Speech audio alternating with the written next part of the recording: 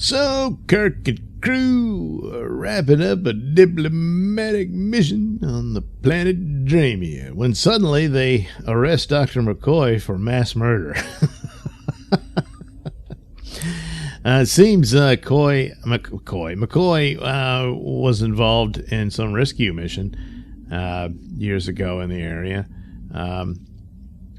to inoculate them from a virus, but it ultimately exposed them to yet another one that wiped out a whole bunch of their people on Dramia too. So they want him arrested and charged, and Kirk's like, what the hell? And so what does Kirk do? Well, he insults them and calls their court a kangaroo court. and then but McCoy himself is like, I don't know, maybe I did. It was accidental, you know, when you're experimenting with gain of function. Yeah, I don't know. But gee, do you think that was the case? No, of course, it's a misunderstanding. So Kirk's going to go to no end for his friend, but it violates all kinds of stuff. So what does he do in this episode? He decides, fair enough, he decides to investigate Dramia too, to try to get to the bottom of what really happened. Dramia is not happy about that, so they dispatch an officer in his ship to pursue the Enterprise. And then, Kirk abducts him, steals his ship, locks it up in the cargo bay of the Enterprise, and forces the guy to go with him. So they go to the planet, and it's all devastated and everything. But then they stumble upon a guy who was a survivor of the plague, and he says, "Oh, there's no way Dr. McCoy could have hurt anybody. He cured me from this other virus that he was there to treat them with." But as they get there, there's this weird aurora effect around that they pass through. And so, must be some significance to that, isn't there? So they take the survivor back to the Enterprise to speak on McCoy's behalf.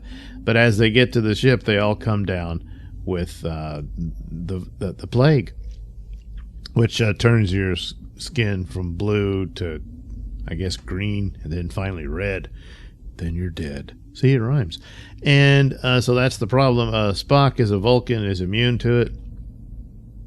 So the only thing they can do is get back to McCoy, who might be the only one who could save them. So the Dramians, of course, aren't going to go for that.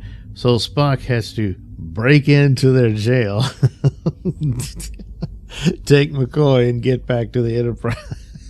So another violation, but of course McCoy comes up with the answer. So the weird aurora cloud thingy that they went through is what caused the virus. But what do you do? How do you treat it?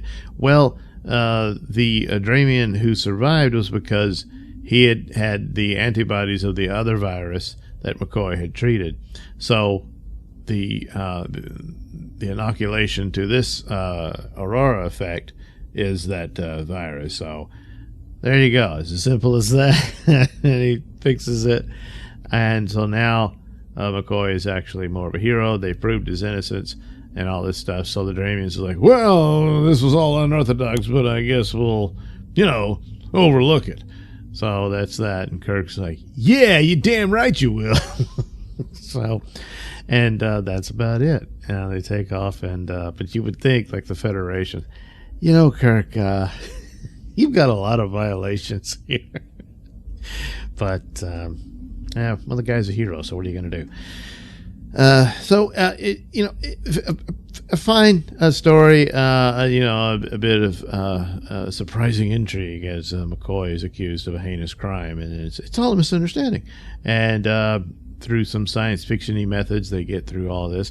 And, of course, the Dramians themselves is a type of creatures that, once again, the animated show is capable of doing this. But the original show, I suppose they could have had some suits, but it probably wouldn't look very good, It just would have been some guys in some weird outfits and, maybe some kind of makeup here and there. But other than that, that's about all the Dramians would have been.